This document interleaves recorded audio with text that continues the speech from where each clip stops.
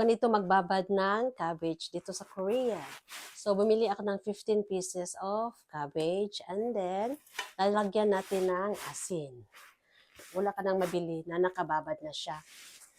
Kaya ang gagawin talaga is, lagyan mo ng asin at saka ikaw na mismo ang magbabad. Yung giingon nga, yaka pa more.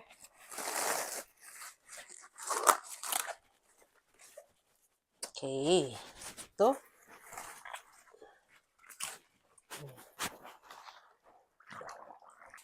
Ganito lang yan. Lagyan mo lang ng asin. And then, hintayin natin bukas. Diba? Itong cabbage, patay na to. Alangan, mabuhay pa siya. Ang daming asin kayang nilagay. So, ito na yung churimpitso ko. So, 16 hours siya nagiging ganito na siya.